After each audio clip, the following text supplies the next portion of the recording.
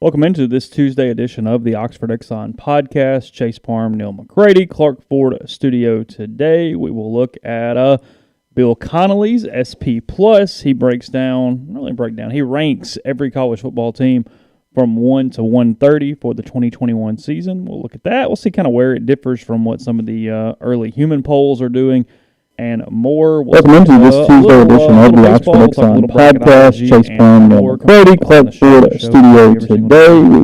That's probably really loud on somebody's ears, I would assume, including yours, right? It was loud in mine. I got it fixed. I had a commercial. No, I had too many tabs open. Oh, okay. I had the actual YouTube of our show. Oh, that's what it was doing. Yep. Okay. Anyway. All right. We will discuss those things and more on the Oxford Exxon Podcast. To stop by the Oxford Exxon, take advantage of the Speed Pass Plus app. You can download it. You can use it. You can earn points and save money with the Oxford Exxon and all Blue Sky locations in Mississippi. And if you're here local, you can check out the barbecue in the hot case. You can get the lunch special, which is $5.69, 2 sides bread, 32-ounce drink there at the Oxford Exxon. And again, coming to you from the Clark Ford studio. We are. Clark Ford is in Amory, Mississippi, 662-257-1900. I was talking to Corey just last night, as a matter of fact. You can give Corey a call in business hours. Ask for a quote on the Ford vehicle of your choice. He'll send you a quote within 15 minutes in those business hours. Right to the bottom line, no hassle, no haggle. You get your quote, and the rest is totally up to you. You can shop that quote around. It's your prerogative, obviously. You can use it as a gauge, a benchmark moving forward, or you can do what I've done, what I recommend that you do, and that is hop into a Clark Ford today, 662-257-1900, 662-257-1900. Guest, join us on the Rafters Music and Food Hotline. I think we'll have Gabe DeArmond on tomorrow, probably talk to Chris Clark, one of those guys at Gamecock Central later in the week. We like those sites. Yeah, two of our ally sites within the Rivals.com network. So I actually just did a Zoom thing with Gabe for his pregame show tomorrow night. So pregame show for basketball. Yeah. I know. Okay. Yeah, I don't know how well that would go. No, which he looks at us and we talk about baseball shows and goes, Well, yeah, he would be wasting his time. Anyway, guests join us on the Rafters Music and Food Hotline. Rafters Music and Food on the Square in Oxford. Be a great place to go tomorrow night. Ole Miss and Missouri. It's an 8 p.m. tip at the Pavilion. Odds are overwhelming. You don't have tickets. So if you don't, you could go to Rafters and you could watch the game. Ole Miss and South Carolina on Saturday at 5 p.m. from Columbia. Odds are even more overwhelming that you don't have tickets to that one, so you could watch that one at Rafters as well. A lot of college basketball, NBA. I know that football season is over, but still stuff to watch, still reason to hang out there at Rafters. Enjoy the burgers, po' boys, appetizers, great beer selection, full bar, the whole deal. Rafters Music and Food on the Square in Oxford. And don't forget, you got about 2 days left with our second pre-sale at our My Shopify page, the MPW Digital My Shopify page. It's up on the site if you're live streaming this. It's mpw-digital.myshopify.com. There are a handful of clearance items still left. Enter promo code RG30 on those. You get 30% off. And those are shipped immediately. And those will be shipped to you ASAP. And then the pre-sale ends on Thursday night at midnight. So you got till Thursday night at midnight. And then hopefully that stuff's going to get shipped really quick, as quickly as it can be. And get all that to you, including the new Potato Log T-shirts that some people loved, some people hated, and that's okay. I always love the people because I don't want that. Okay. Cool. I mean, it's very similar to the same people that go, yeah, that podcast doesn't for me. Don't hit the play button. Yeah. I mean, cool. Do us a favor. In the event that someone comes to your house at gunpoint and forces you to send us a text with like a code word and an address, and we will call, pocket for the pocket T. Send pocket. That's good. Yeah. And we'll call 911. Yeah. It's the dangest thing. Like, I subscribe to a lot of podcasts, and I'll just, swipe over and hit delete. I'm good on that one. I never think to send them. Yeah, I'm all right. Yeah, it's okay. I listen to. There's some that I listen to if the topic interests me. Yeah. But if it doesn't, I hit delete. And I never once think to send them a thing going, I'm not going to listen to this. I do it a ton with Joe Rogan because I like the length of his podcast, so I always keep them closed for longer runs, or if I really got something going on where I have to like change the stuff. But a lot of them don't do much for me. Just next. Okay. Yeah. Cool. It's all right. You don't tweet at Joe and tell him you're not going to. I should. I should start tweeting at Joe every time, going, yeah, today doesn't interest me, bud. I'm sorry. That'll devastate him. Yeah. You're going from 2.2 million listeners to 2.1 whatever. Yeah. Sorry. I'm out today. See you tomorrow, though, when you got so-and-so on. Yeah, I pick up like a lot of his random ones. I mean, even like I'm not a wrestling guy, but like he had The Undertaker on a few weeks ago, and I was all in. Just completely hooked by Was it really good? Yeah, because I mean, we're talking about 35 years of being the top of wrestling and like just your body and doing that day after day. I mean, seriously, like, holy hell, yeah. The Undertaker one was really, really good. It was great. So, anyway, yeah, I don't know. Are you normal year, this year, different, specific, same, however you want to categorize it? You always kind of am ready for the football break, right? When it's over, like you're not mourning a sport ending this week. No, not necessarily. It's been a little weird, honestly, because for the longest time this fall, I'd get up on Monday morning and I would get the picks thing starting to get ready. Sure. I'd get the butcher versus the spin instructor ready. I'd get my mailbag ready, and so this Monday I didn't have two of those three things to get ready. Yeah, and so it was kind of like, oh, well, now what do I do? And, I mean, we're a basketball win away from basketball being relevant for a couple of weeks. Yeah, back into the consciousness a little bit. Yeah. But they got to win tomorrow for that to happen. And then, baseball starts. It's a weird time because you don't really know what spring football is going to look like, when it's going to happen. I think it is going to happen, but I don't think we're going to have any access at all. I think it's going to be all Zoom again, which makes that kind of coverage sort of hard.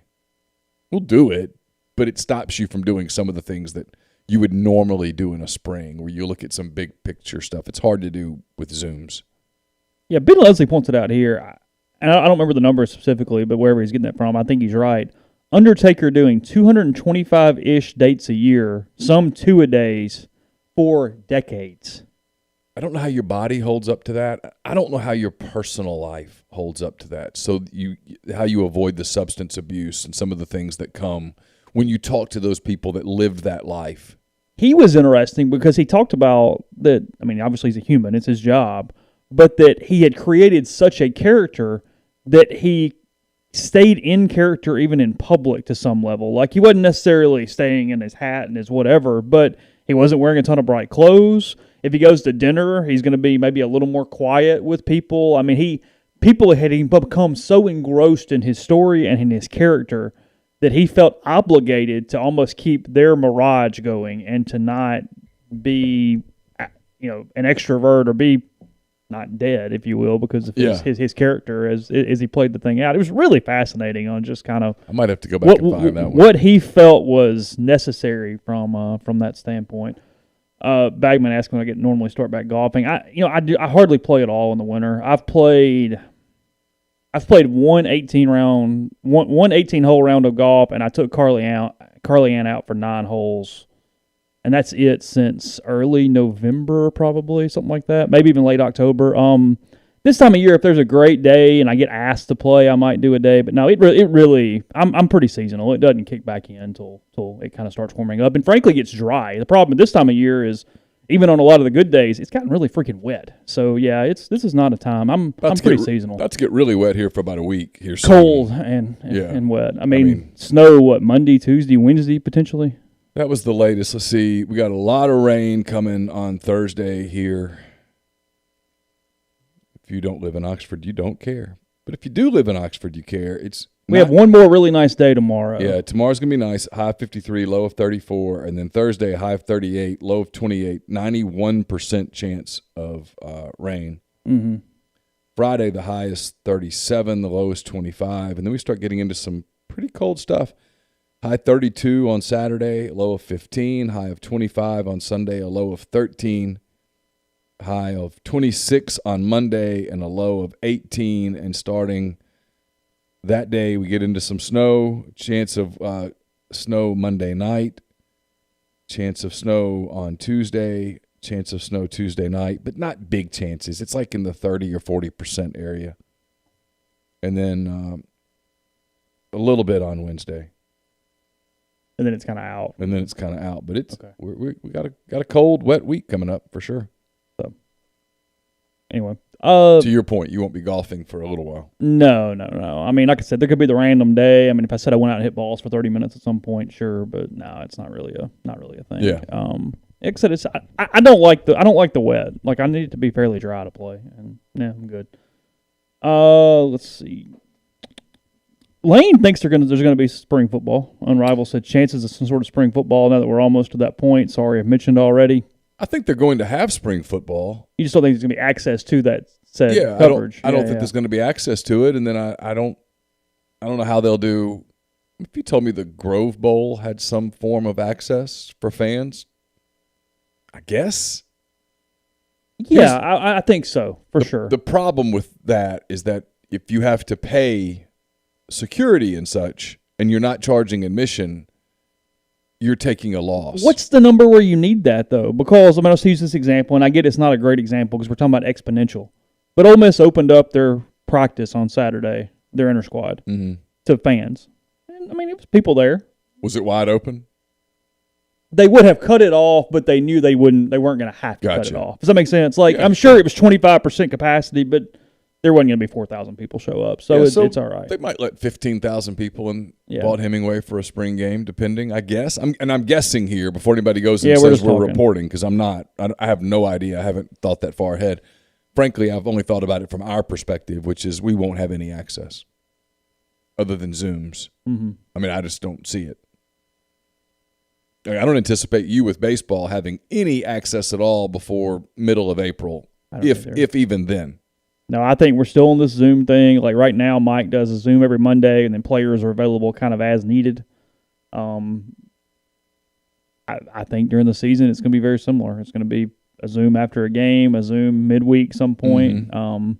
I know Mike has kind of not liked that. I think he's fought it a little bit, but he's not winning, it appears, as of right now. So, well, I'm with Mike. I've hit my max on Zooms. I find it difficult to be creative on Zoom. It's almost impossible. There are other people that I had two. I mean, I was sitting right here when I did it yesterday in front of Neal. I had 2 or 3 questions that I wanted to ask that I chose not to ask because we were in a crowd. And I just said, nope, I'm not going to do it and give it away right now. Because you're doing other people's work. Yeah, I actually even one time did the little hand raise thing on Zoom and went and hit it and brought it back down. I went, nah, I'm good. We'll move on. It's a challenge. Well, because there are media outlets, and I've done it some, so I'm not casting stones, but there are media outlets that immediately go download the video and throw it out on YouTube, and that's that. Mm-hmm. There it is. And I know a lot of fans don't care, and I get it.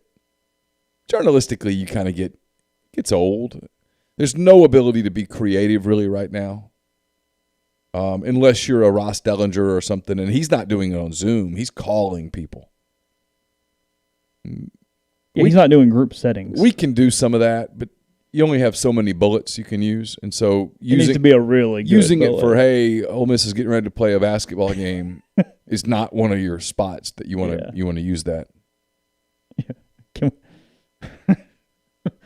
I get some quotes on Auburn real quick? Like, okay, fine, come on, whatever. So. I've never been a big pregame coverage person anyway because, frankly, the analytics say people don't read it. Mm-mm. So, I don't know. We'll see. It's a big basketball game tomorrow. We'll talk a lot about it tomorrow, obviously. It's a big basketball game tomorrow. It's a real opportunity for Ole Miss. If Ole Miss wins it, I think you can start. Because the net would get back probably around you'd get into the mid 50s. To high 50s at that point. Well, and you'd be able to start seeing a path. Yeah. Because the path is don't lose another game other than the one in Como. And if you win tomorrow, that suddenly is doable. You start looking at the teams. Well, you could.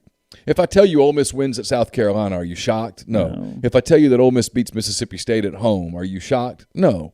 If I tell you that Ole Miss beats Vanderbilt, and wins at Vanderbilt and beats Kentucky, are you surprised? Of course not. The only game that I could tell you, hey, Ole Miss went to Como and won, you'd be like, whoa. Yeah.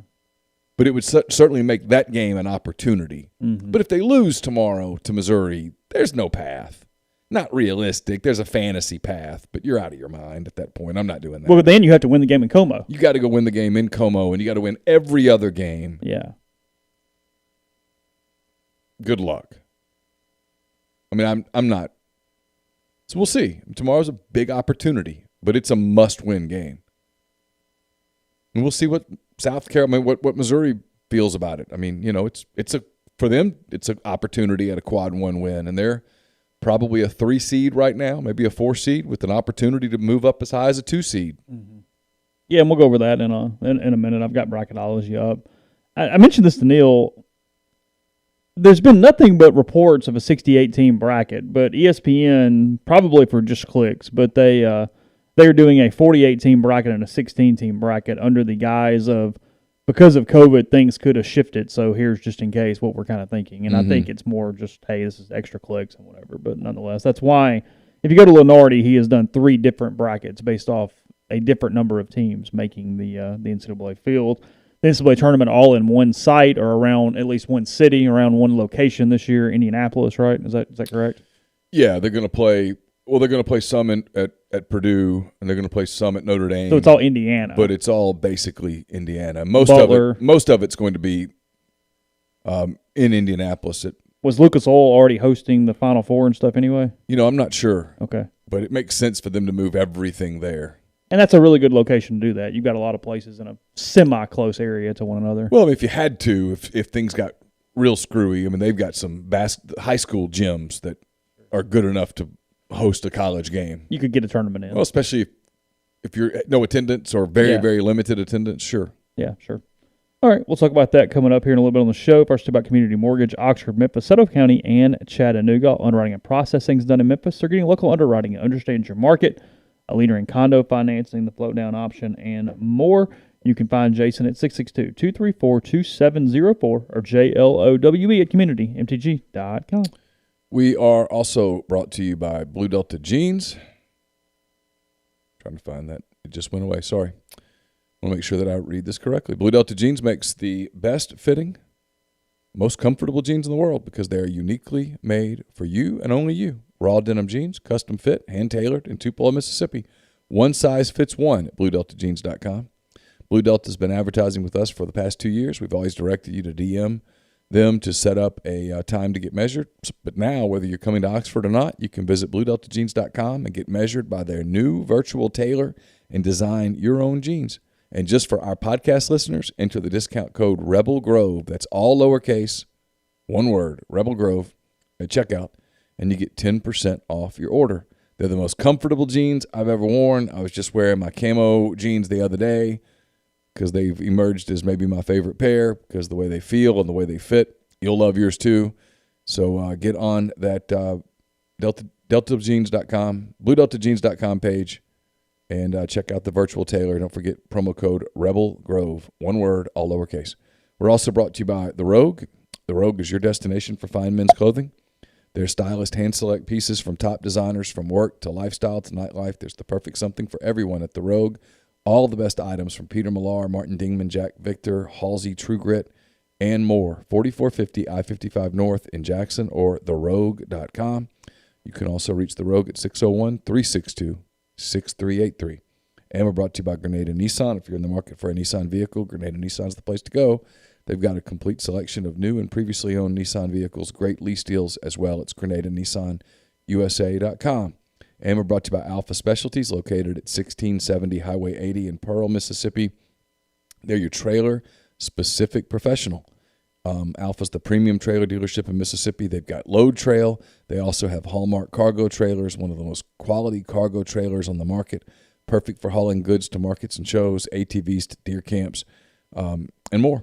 They can even work with third parties to have game day trailers and concession trailers built for you. 601-932-9798 or check them out at alphaofms.com.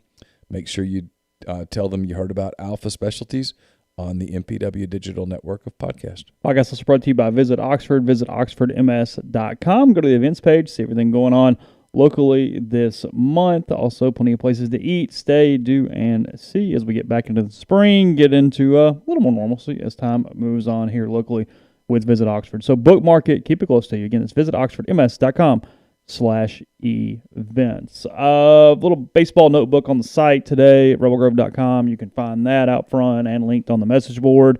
Nothing crazy. Talked about Trey LaFleur, as I mentioned yesterday. He's out 2 to 4 weeks with a dislocated shoulder. His MRI was yesterday, but I have not heard a final designation. However, Mike did not appear that they were worried about something crazy with the MRI, and it was all going to be pain tolerance as far as when he could proceed because it's non-throwing on his shoulder. It's his glove arm. So if you want to find some positives there, that is it with him.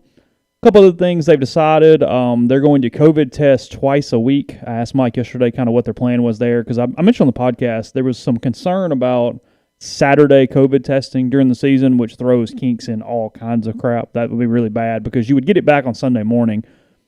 Teams would have to cancel Sunday games. You got to figure out how you would get your player home if it was a road game. It was just going to be a logistical nightmare. Mm-hmm. So common sense, cooler heads prevailed in that one.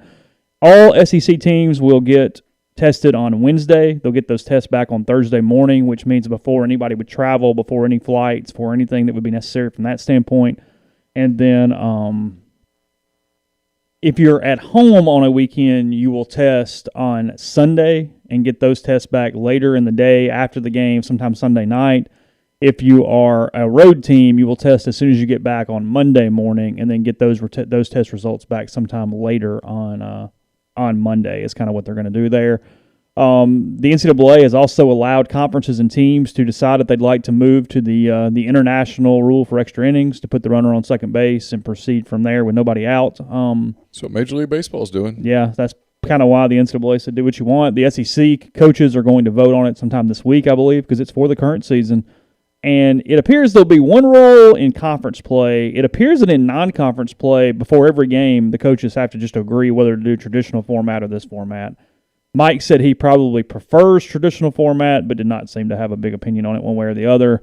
He had kind of wanted to do some sort of hybrid where you do a traditional format and maybe the 10th or 10th and 11th and then switch if you can't finish the game. However, he was told that you must pick one or the other. That is not a possibility to mix and match them. So there's that. Also, with the COVID standpoint, and get ready for umpires to tell guys to put these back in their pocket, pitchers will be able to have a damp rag in their back pocket, so to try to discourage blowing or licking their fingers during the game. Let me just tell you, they're going to tell them don't spit 1,000 times. And they're going to spit.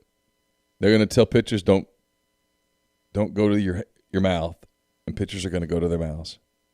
Hitters are going to spit into their gloves. All that stuff's going to happen.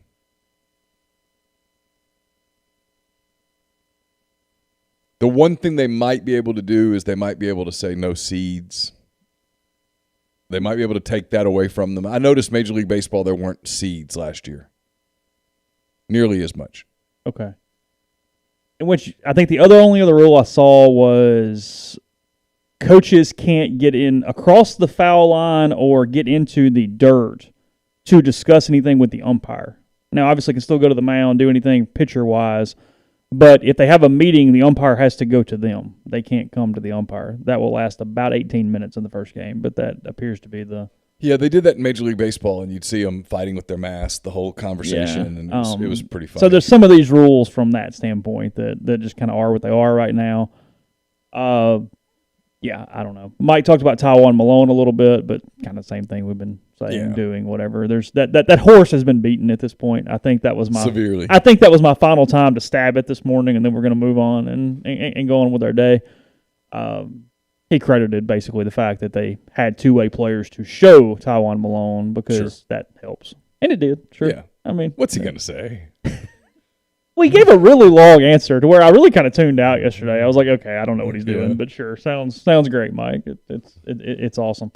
And then I asked him because I knew the answer, but not because I'm close with Mike or anything. It was just baseball common sense. But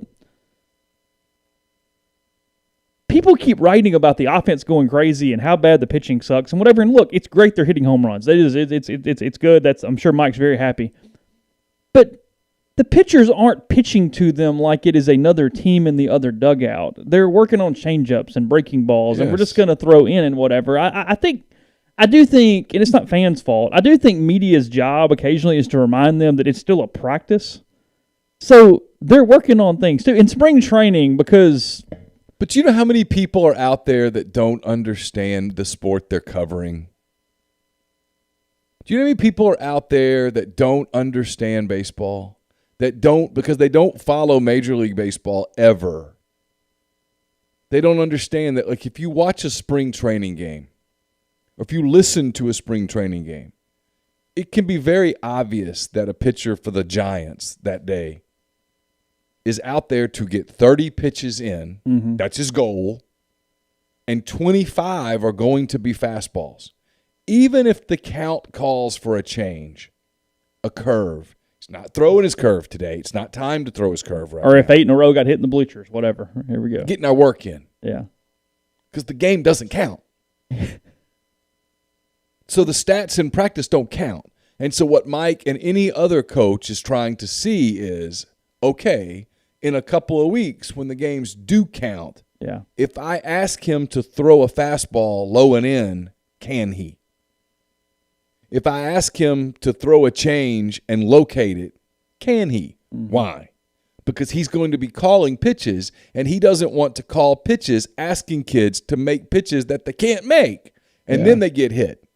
You want to find out precisely what your guys can do. And if occasionally that means in a practice that you're pitching into someone's wheelhouse, well, then so the F be it, because it really doesn't matter if in practice if Leatherwood hits a ball 475 feet. It just doesn't matter. It's good for him, and I'm sure he might get a kick out of it later, but it doesn't matter.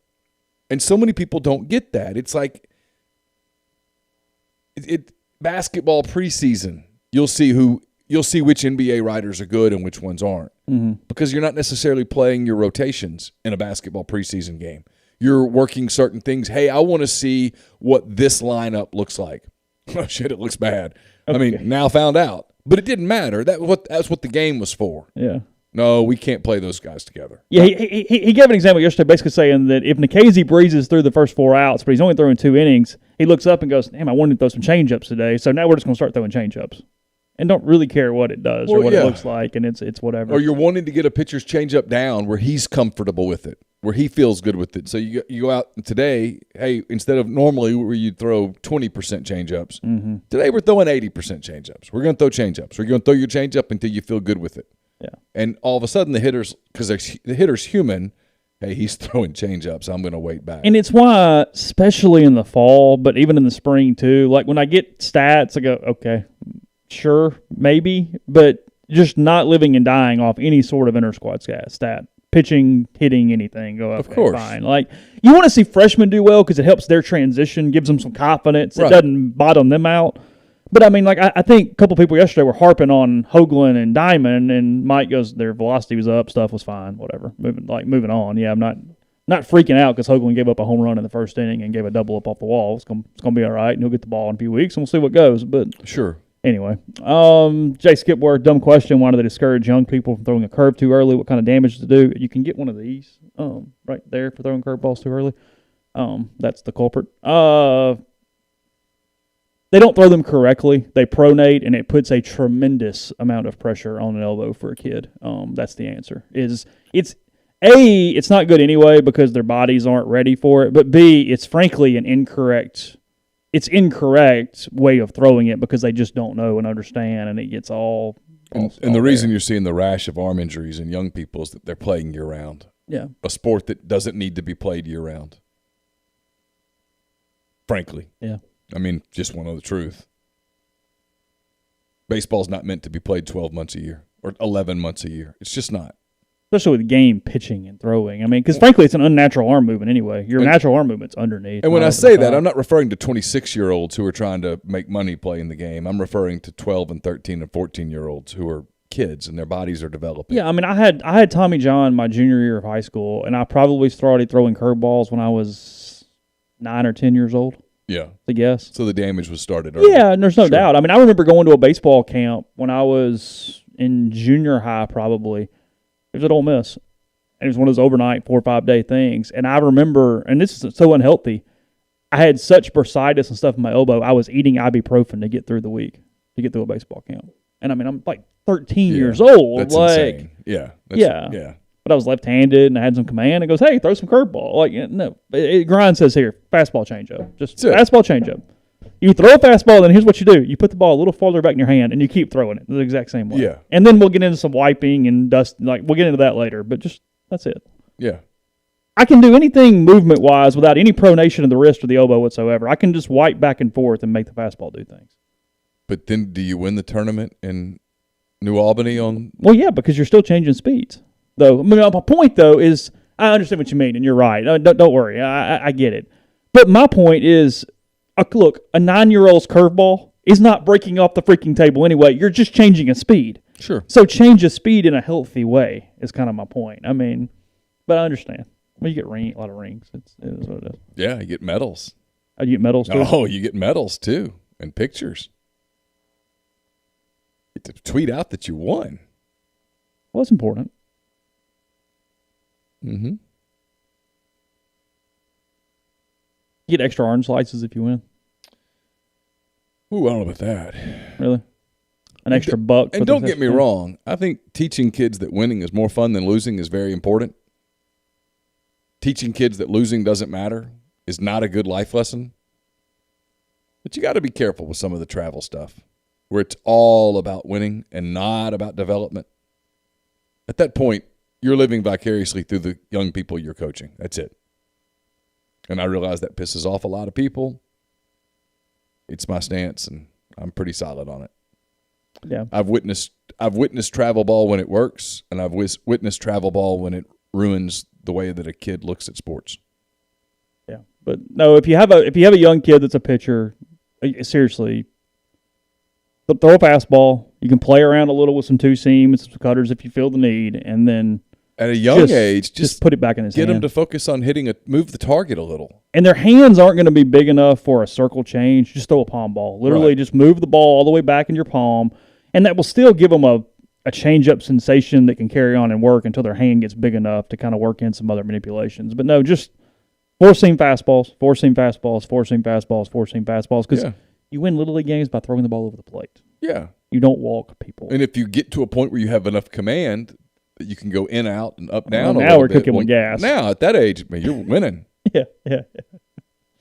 So, no. Yeah, there's your pro tip. Quite frankly, at that age, because most of the tournaments, the kids are on pitch counts, the one thing you want is those strikes. Let them hit it. Field the ball, get quick outs. Mm-hmm. Yeah, your walks are killing the whole team. Pitch counts getting up, stuff getting chaotic all of a sudden. Yeah, everything's all of a sudden, because at that age, a walk is a triple. They're stealing second. They're probably stealing third. Good point. Just those strikes, if you can. Don't worry about all the other stuff. And I think that's probably something that, I mean, it depends on the person, but I would keep that same advice in to the kids at least 13 for sure. And then go through from middle there. school. Yeah, for sure.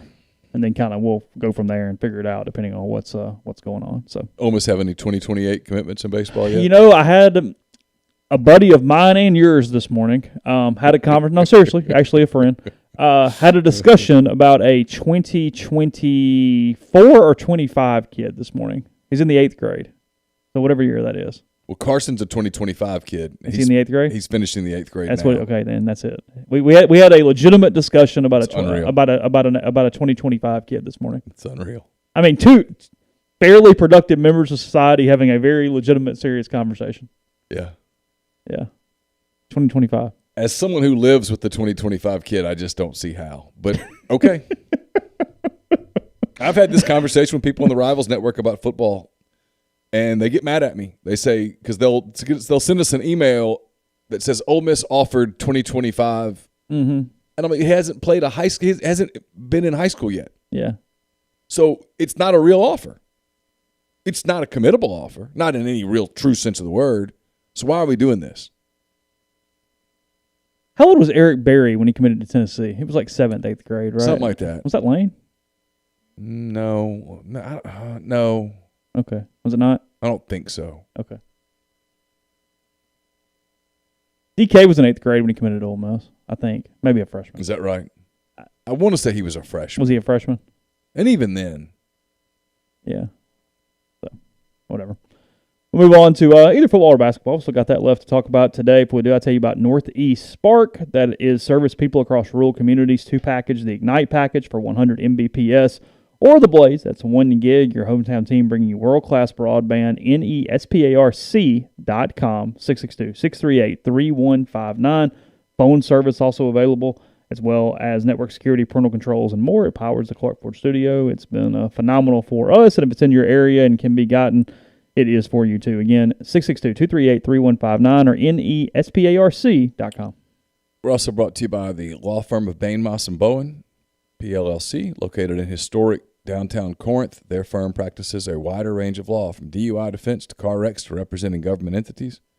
Bain, Moss & Bowen is the only firm in Mississippi made up of a sitting state legislator, a former assistant district attorney, and a former circuit court judge. Their experience is unmatched in that regard, and you can tap into it by visiting them at 618 East Waldron Street in Corinth, or by calling them at 662-287-1620. We are also brought to you by Oxford University Bank, OUB, locally owned and operated right here in Oxford. When you deposit money at OUB, that money and the vast majority of the bank's profits go right back into the Oxford community. OUB offers its customers the absolute best cash checking account. It's called Kasasa, and with Kasasa, OUB will pay customers 2.5% interest on their balances up to $50,000 and refund ATM fees nationwide.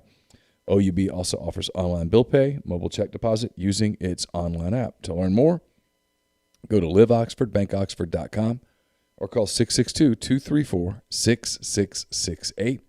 OUB is FDIC insured.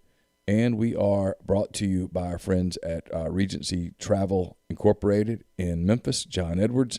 And the people there at Regency Travel do a great job. If you're thinking about traveling, I was watching an interview this morning with the CEO of Delta Airlines, and he was talking about they're starting to see more demand on their planes, still blocking the middle seats on Delta, but they're starting to see more demand, and he seemed to be pretty optimistic about where things were going. So if you want to book a trip now with the current sort of pandemic oriented fares that are out there, get in touch with John. Tell him kind of what you're thinking about doing.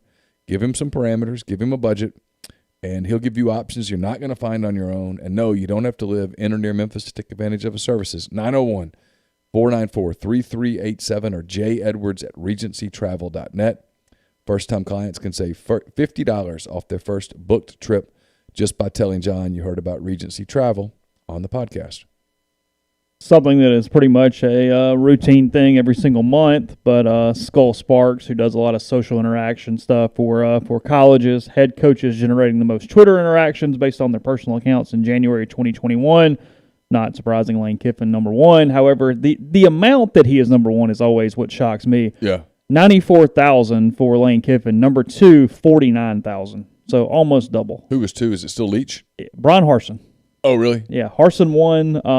I'll try to do some of this the best I can tell just by their faces because they don't give the school names. Kiffin's 1, Harsin's 2, Pat Fitzgerald is 3. Really?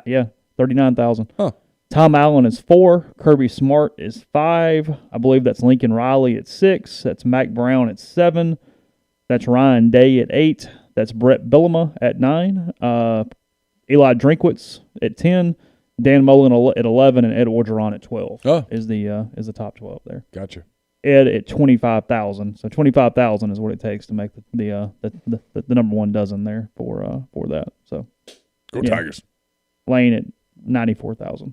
I would assume his breadth of things he tweets about is also the largest probably over the course. Yeah, I would assume that most coaches are doing, hey, go Tigers and go Tigers. Congrats to the basketball team and that kind of thing. Boot up. Yeah, and God knows what you're getting from Kiffin every day. So there's that.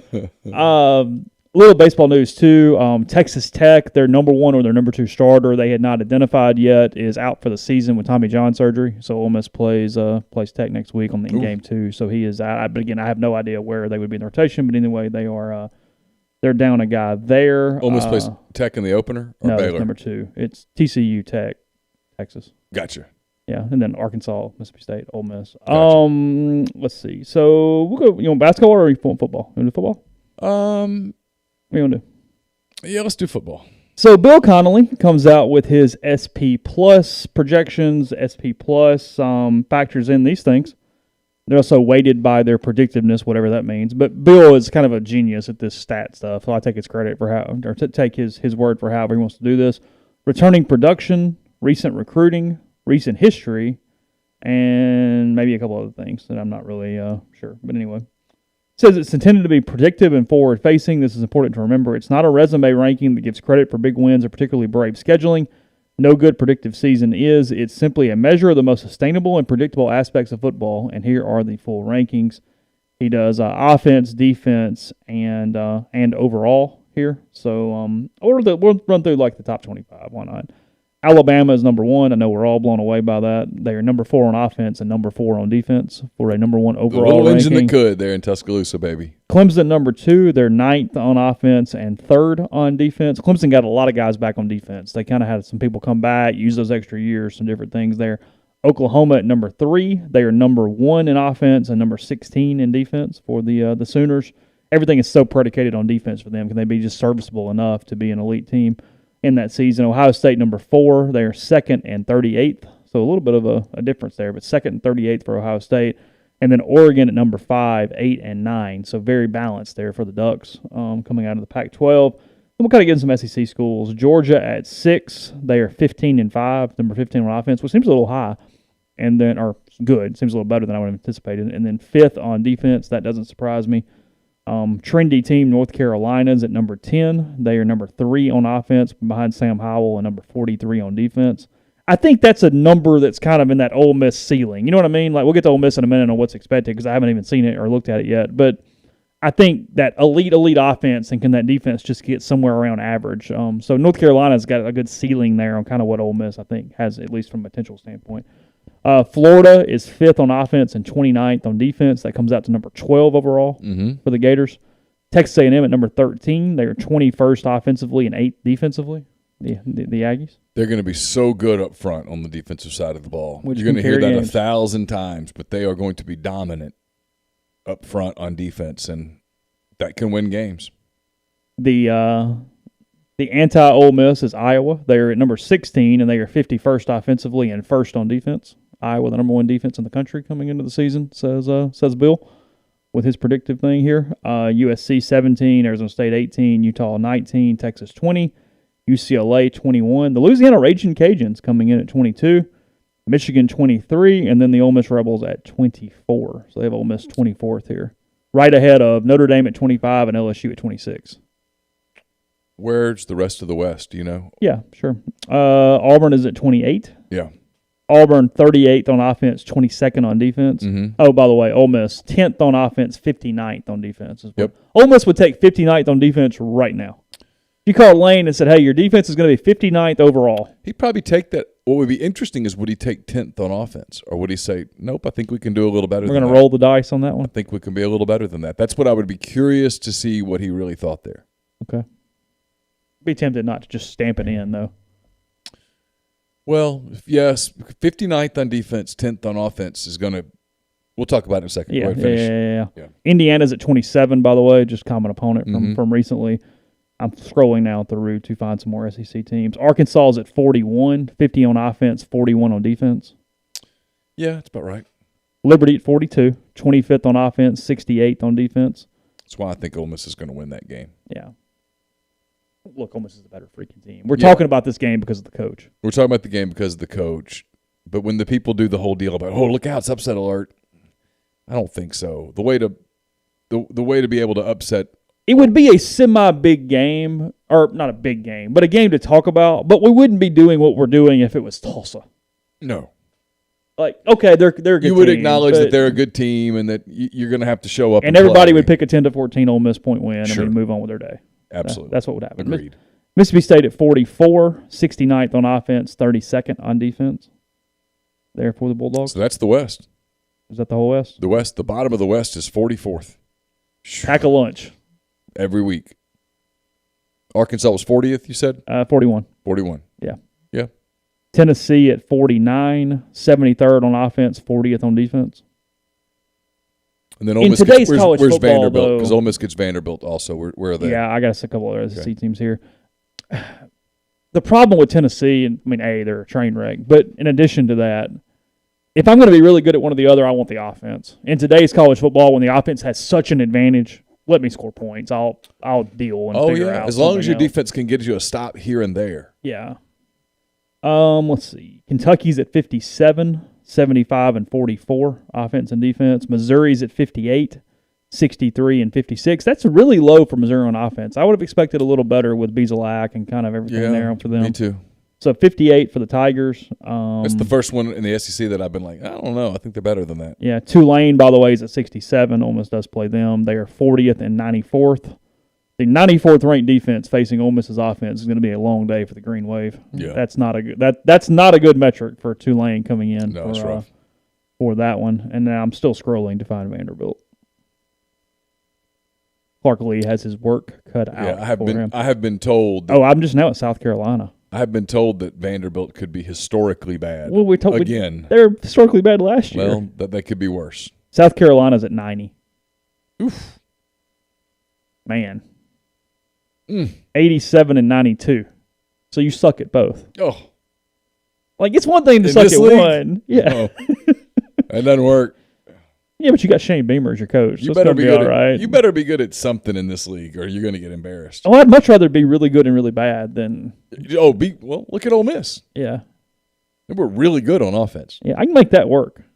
Well, you can make it. You can survive it. Yeah. Southern Miss at 101. If anybody's interested, Will got his work cut out for him too. The Vanderbilt Commodores are stuck between Eastern Michigan and Texas State at 108. Okay. Yeah, 108. So there are 22 worst teams in Vanderbilt. I'd have to see it to believe it, but there I'll take your are word 4 worse than UL Monroe. They're at 126. Well, I feel sorry for those 4 because I hope UL Monroe goes 0 and the nastiest 12 in the history of 0 and 12. They can't lose bad enough. So metrically, this is almost impossible. Okay? Okay. New Mexico State, is dead last, 130. Their offense is 130, and their defense is 129. Huh? I mean, that's a hell of an intra-squad. UMass is right above them. They are 130th on defense, but 108 on offense. So not quite as bad for the Minutemen there. So this sort of confirms what I think with Ole Miss's schedule. I have really good, because Connelly's really good. I have really good company here with what I think with Ole Miss's schedule. I think Ole Miss has a 12-game schedule in which only 2 games in my mind, and I know fans are going to get mad at me here on one of these, but this is my opinion. Sure. If I'm wrong, I'll own it. I don't think Ole Miss can beat Alabama, and I don't think Ole Miss can beat Texas A&M. I just don't. Okay. I think Ole Miss, Auburn, and LSU, when you put them objectively on paper and look at them, are very similar. And they were all within like 4 or 5 spots of one another in this thing. And so if you told me what's best case for Ole Miss, to me, it's 10-2. Because best case is they win all 3 of those games. They win those 2 games, I should say, LSU and Auburn. Middle case is that they split them, and worst case is they lose them both. I don't think there's another team on their schedule, and this is why I love Ole Miss's schedule. I don't think there's another game on their schedule that is a game where I go, that's a toss-up. I think Ole Miss is better than everyone else on their schedule. And I know people are doing the rivalry, whatever. Sure. Whatever. I acknowledge that's a real thing and that if Starkville's full, it's a factor. Fine. But on paper, Ole Miss is better than Mississippi State. On paper, Ole Miss is better than Arkansas. On paper, Ole Miss is better than Vanderbilt. Ole Miss is better than Tennessee. And who am I leaving out? That's it. That's 4. Mm-hmm. So there's 4 games where I think Ole Miss is winning SEC games. There's 2 games where I think Ole Miss is losing SEC games. Then there's a game at Auburn and a game at LSU, a game at home against LSU that I think are some shape, form, or fashion of a coin flip. It's my opinion. Yeah, sure. And so if you win the 2 coin flips, you're a 10-2 team, and hell, you're playing in an Access Bowl. You're probably in an Access Bowl.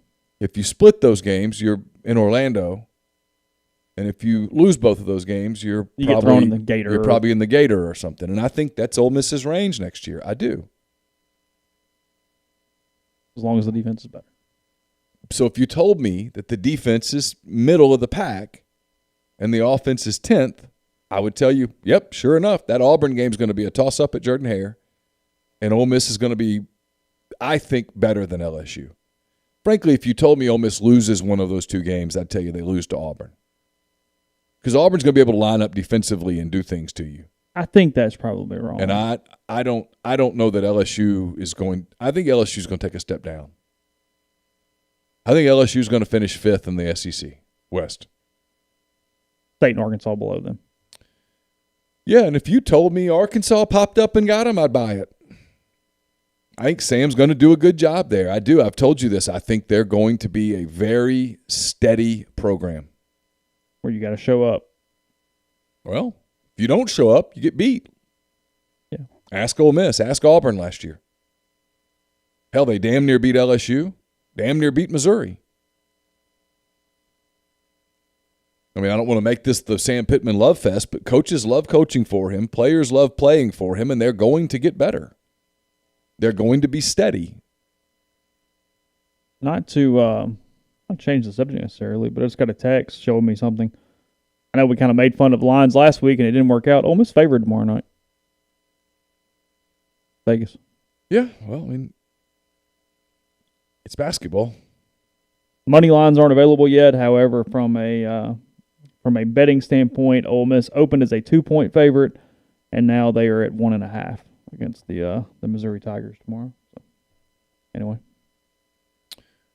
LSU get a commitment today? I don't know from who. I don't know. I'm asking because Orgeron tweeted, "Hold that tiger." Did he? Hold that tiger. Yeah. Anyway, did they? I don't know. Oh. I mean, it's very possible, obviously. Sure. Looking here, A&M is one of these that's ranked a little differently than Schlabach. Actually, they signed a Rivals 250 wide receiver, Brian Thomas Jr., whoever that is. Okay. A&M is 6th in the People polls, but 13 in this SP+. There are questions about Texas A&M offensively. There are some questions about Texas A&M at the quarterback position. There are some questions there, but Jimbo has built a really good program. They're very talented on both lines of scrimmage. 25 would be a pretty precipitous fall for Notre Dame after being 2-3 for most of the season. They're there. They're around 15 in most of the polls, but they're always going to be higher in polls than computers, no matter what the number is. Indiana, the People had them all the way up at 10, but the computers are not that high on the Hoosiers for next season. Yeah, I agree with computers there. I mean, from a pure talent standpoint, Indiana is not a top 10 team in the country. Well, when you win a bunch of close emotional games, a lot of times the next season karma bites you in the ass. And then Coastal and Liberty, both those teams ranked in some people's top 25s, but they're at 37 and 42 respectively in Schlabach. In Connelly's projections. So, a little football there for you on this Tuesday. We'll talk basketball to close the show in 1 minute. Before we do that, though, I'll tell you about Tyson Drugs and G&M Pharmacy. With G&M, they deliver locally in the Oxford area. You can find out more from them at 662-236-2222. They offer MedSync to fill your prescriptions the same day each month to take care of you when you need it. One trip, whether it be delivery or pickup there at the pharmacy. And you can still get immune support med packs. It's combinations of vitamins and supplements designed to boost your immune system and lung health. 30-day supplies of vitamin C, zinc, NAC, probiotic, and vitamin D3. So again, to find out more, 662-236-2222. We're also brought to you by Pinnacle Trust. They're based in Madison, Mississippi. They've got clients in more than 20 states, advisors in multiple states as well. They also have the Pinnacle Trust 401k advisory services team that can conduct a complimentary, no-obligation benchmarking and analysis of your current 401k plan. Mention you heard about Pinnacle Trust on the podcast. You get 10% off your first year's fees. We're also brought to you by the College Corner. They sponsored our picks throughout the year. They also sponsor the Soft Verbal Podcast. It's your one-stop Rebel Shop. 2 locations in the Jackson area. In Ridgeland, it's next to Fleet Feet. In Flowood, it's next to Half Shell. If you don't live in Jackson, it's okay. Head to collegecornerstore.com. And also you can find them on Facebook and Instagram. Again, collegecornerstore.com. If you the cold weather's coming, maybe you've been having a little problem with your heating, or maybe you just wanting to start getting ahead for the spring before it rolls around. You got to go from hot to cold and hot to cold like we've been doing for a while. Get in touch with Comer Heating and Air. It's the name you can trust in Oxford, Tupelo, and the surrounding area for professional HVAC experience. They are the people to call to make sure that your heating system, your cooling systems are running in tip-top shape. 662-801-1777 for the great people at Comer Heating and Air. And we are brought to you by Muddy Water Camo. Go to muddywateroutdoors.com and it's buy one, get one free on their vest, the heated vest, the Tri-Zone heated jackets and vest. They're fantastic. I've got one. They're not all camo. You can get camo. You can get black. They're great. They have triple zone heating, 2 elements in the chest, a large back element, 3 different settings, obviously low, medium, and high, premium duck goose down insulation, windproof shell fabric with water-resistant finish, and much more at muddywateroutdoors.com. And brought to you by Lammon's Fine Jewelry in Oxford. Lammon's at 1126 North Lamar Boulevard. It's been serving the Oxford area for more than 73 years. Valentine's Day rolling around. If you're wanting to do something special, whether it's engagement rings, fine jewelry, watches, pearls, fashion jewelry, children's jewelry, collectibles, and more, they're the gold standard in fine jewelry. LammonsFineJewelry.com, or give them a call at 662-234-2777. So, just looking at an SEC thing to see kind of where people sit as of right now. Lenardi doing his 68-team bracketology. Again, 48-16. We'll focus on the 48 and be optimistic. Last 4 teams. 68, you mean? Yeah. So what did I say? You said 48. Okay. Well, there's 48 too, but we'll focus on the 68. Yeah. Last 4 byes: Indiana, LSU, Drake, and Boise State. So that's the last 4 getting in that don't play in the first 4 games. It's very confusing now that they. Yes. It should be a play-in and a first round. This whole second round for 64, it's dumb, but whatever. Well, they do that because they want those 4 losers to be able to say they played in the tournament. And they did, but I know, but they did. Remember when Ole Miss played in that, and everybody was ready to fire Andy, and had they lost that game, that wasn't the tournament. The tournament didn't count. The message board at halftime was pretty interesting that night. Yeah, because they were down by like 28 or something. Down good 20 something. Yeah, is that what it was? Something. Was it 20? I had already written my end of season. It changed your destination in a minute. Oh, I was going to spend the night, get up the next day, and just drive back leisurely. Did not happen. Instead, I jumped in my car and drove. Not leisurely. Not leisurely at all. Not as unleisurely as Ben, but unleisurely still. But yes. I did have an inkling that they just might win. And so, I'd paid for the room. So I just went but I put everything in my car in case so that I wouldn't have to go back to the hotel if they won, which was a good move because that was quite a haul to Nashville from Dayton in the middle of the night. First 4 out right now: Colorado State, St. Louis, St. John's, and Penn State. Now pulling up the bracket, your 1 seeds: Gonzaga, Baylor, Michigan, and Ohio State. I'm looking for SEC teams now as I kind of click through it a little bit. UAB, by the way, getting in as a 13 seed, automatic qualifier there from Conference USA. They are currently winning their conference with Andy. Alabama is on the 2 seed line right now. Yep. They're in a quad with UCLA, the 7, Seton Hall, the 10, Alabama, the 2, and Northeastern, the 15. Arkansas gets in as a 9 seed in this tournament. They are in a quad with 1 seed Ohio State, 16 seed Texas State, 8 seed Clemson, and then the 9 seed Razorbacks. Let's see, looking through a little bit. Kansas is a 6. If we're talking about some of these powers and what they're going to do with them, Kansas a 6 in this one. Indiana a 10 in this one.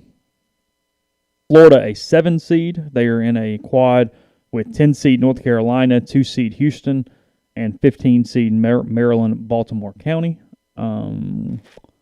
Texas Tech a 3. Stanford, UConn's a play-in game is an 11 seed. Tennessee is on a 4 seed line. Tennessee's in with 5 seed West Virginia, 12 seed Toledo, the 4 seed Volunteers, and 13 seed Wofford coming out of their conference there. LSU getting in as a 10 seed. They would play Louisville, a 7 seed in the first round, and the winner would get Cleveland State or Illinois in a 2-15 game there. Okay. with them. And then what I'm pretty sure is your final SEC team, the Missouri Tigers. They are a 3 seed in this bracket. Yep. They would play the winner of Creighton and Boise State, a 6-11 game, if they were able to beat 14 seed Grand Canyon in this bracket. So. Is Dan Marley still at Grand Canyon? He's not, is he? I didn't think so, but I don't think so. The Major League Baseball PECOTA, you ever follow these each year? No. The PECOTA standings, they create quite a bit of controversy. They're typically right. It's basically computers that run simulations. And a lot of times they'll tell you, the computer's telling you ahead of time, your team's going to underachieve. And you fight it, and then at the end of the year, you're like, son of a... Mm-hmm. So in the American League East, they've got the Yankees winning by 11 games over Tampa Bay. They've got the Yankees winning 97.4 games. Toronto is third, Boston fourth, Baltimore fifth, winning just 66 games. In the American League Central, a bit of a surprise here because the hot team that everyone's going to pick is the White Sox. They are. They've got Minnesota winning the division with 90.6 wins. Cleveland second at 85.7. The White Sox at 83.1. Kansas City at 70.8. And Detroit at 66.6. In the American League West, they've got Houston winning fairly easily with 93 wins. They've got the Angels second at almost 87 wins. The A's at 79.6 wins. Then Seattle and Texas rounding out the AL West. In the National League East,